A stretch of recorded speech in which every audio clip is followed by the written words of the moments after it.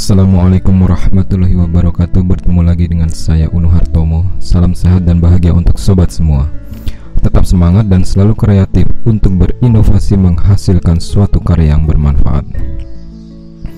Silakan subscribe channel ini agar saya semakin bersemangat membuat video-video dengan konten baru yang semakin baik dan menarik. Semoga sobat semua selalu sehat dan semakin sukses. Amin.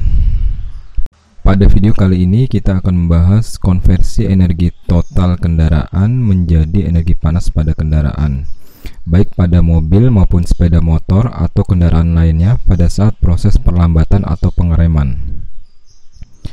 Sebagaimana kita ketahui, salah satu cara untuk mengontrol laju kendaraan adalah dengan menggunakan rem yang dipasang pada tiap roda kendaraan.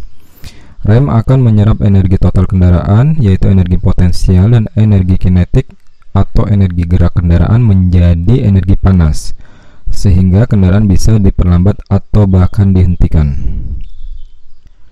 Sebagaimana hukum pertama termodinamika, yaitu energi adalah kekal, tidak dapat diciptakan atau dimusnahkan. Energi hanya berubah bentuk menjadi energi lainnya dengan besaran konstan.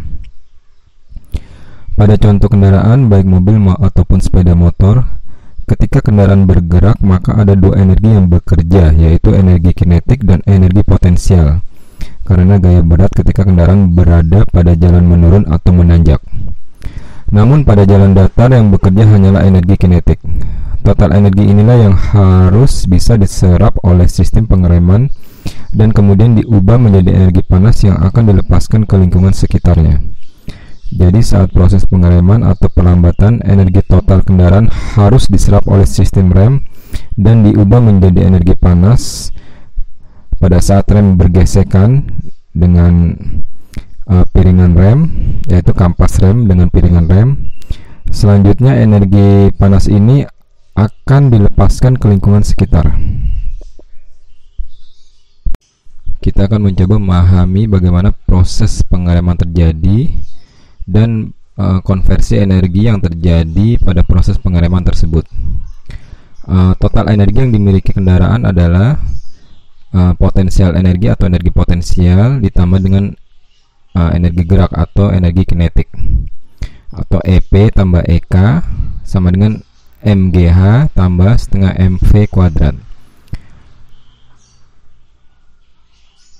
di mana M ini adalah massa kendaraan, G adalah gaya gravitasi, H adalah ketinggian, dan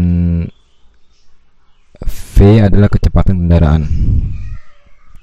Energi potensial dimasukkan dalam perhitungan hanya ketika kendaraan berada di jalan yang curam, baik tanjakan ataupun turunan. Ketika berjalan di jalan datar atau rata, maka total energi akan sama dengan energi kinetik kendaraan, sehingga energi potensial dapat diabaikan. Dan gaya pengereman ini yang dibutuhkan dapat dihitung dengan formula sebagai berikut, yaitu F dikali S sama dengan EP tambah EK atau energi potensial ditambah energi kinetik. Karena energi potensial 0, maka kita hanya menghitung energi kinetiknya saja, yaitu energi kinetik sama dengan setengah MV kuadrat. Dan karena di sini terjadi perubahan kecepatan, maka bisa kita tulis dengan setengah M dalam kurung V akhir kuadrat dikurang V awal kuadrat, dimana F ini adalah gaya total pengereman dalam besaran Newton, kemudian S adalah jarak pengereman dalam meter, M adalah massa total kendaraan dalam kilogram, VI adalah kecepatan akhir kendaraan dalam meter per second atau dalam meter per detik, kemudian V0 adalah kecepatan awal kendaraan dalam meter per second atau meter per detik. Pada gambar ini kita bisa melihat simulasi proses pengereman di mana gaya F diberikan kepada mobil yang berlawanan dengan arah gerak mobil. Dan pada saat kecepatan awal V0, maka gaya pengereman ini akan mengubah kecepatannya menjadi VI, atau kecepatan akhirnya menjadi berkurang karena terjadi proses perlambatan, dengan jarak pengereman adalah S. Jadi di sini gaya pengereman adalah berlawanan arah dengan arah gerak dari kendaraan.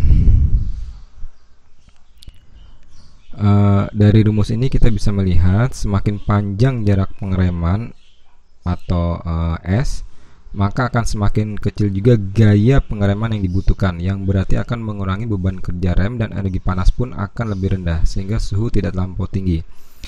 Suhu yang terlampau tinggi pada sistem pengereman akan menyebabkan kondisi gagal pengereman atau rem tidak pakem, atau rem tidak dapat bekerja dengan sempurna.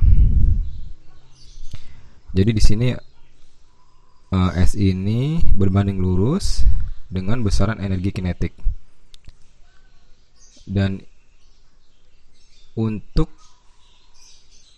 memperkecil gaya pengereman, maka kita selalu harus berusaha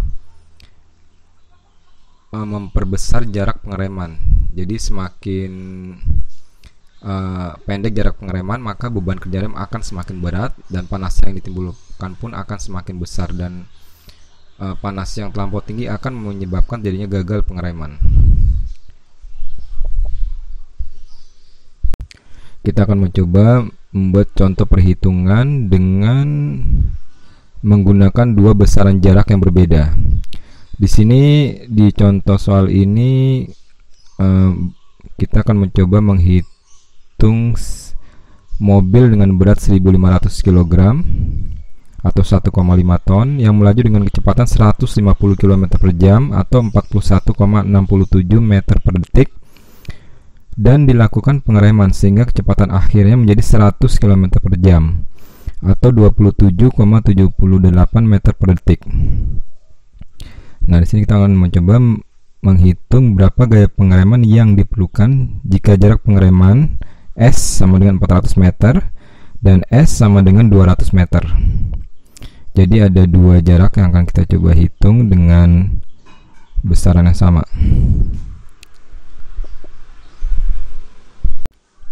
Dari formula sebelumnya kita bisa melihat F dikali S adalah energi kinetik sama dengan setengah mv kuadrat sama dengan setengah m dalam kurung VI kuadrat kurang V0 kuadrat. Nah, kemudian besaran ini kita masukkan ke dalam persamaan tersebut. Untuk jarak pengereman 400 meter, maka akan didapat hasil sebagai berikut. Dengan masukkan besar-besaran yang ada ke dalam rumus ini, maka diperoleh untuk jarak 400 meter dibutuhkan gaya pengereman sebesar 1809 Newton, minus 1809 Newton atau sama dengan minus 184,37 kg. Nah, di sini minus ini menunjukkan gaya pengereman yang arahnya berlawanan dengan arah gerak kendaraan.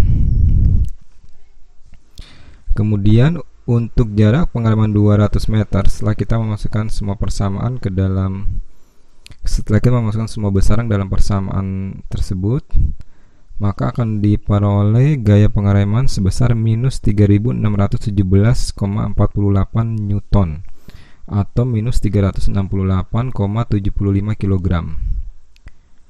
Nah, di sini kita bisa melihat untuk jarak pengereman yang lebih panjang, maka akan dibutuhkan gaya pengereman yang lebih kecil. Sedangkan untuk jarak pengereman yang lebih pendek, maka akan semakin besar pula gaya pengereman yang dibutuhkan. Jadi di sini pengemudi harus mengusahakan agar proses pengereman yang jadi tidak pada jarak pengereman yang pendek, sehingga sistem pengereman tetap dapat berfungsi dengan baik dan sempurna.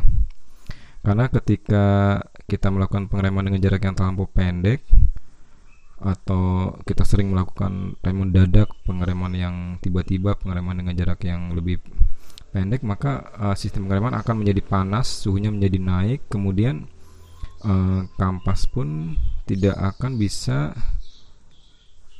menahan putaran dari piringan cakram, ataupun kampas tidak akan bisa menahan putaran dari tromol pada rem tromol, sehingga terjadi gagal pengereman, dan ini akan membahayakan nyawa penumpang yang ada dalam kendaraan tersebut.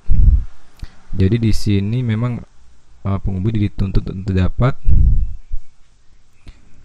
menggunakan rem kendaraan dengan baik dan benar sesuai dengan kondisi dan keadaan jalan, dan tidak terlalu memaksa rem untuk bekerja terlampau berat, terutama untuk jarak pengeremannya yang terlalu pendek ataupun terlalu sering mengerem secara mendadak atau sering menggunakan rem secara tiba-tiba atau mendadak.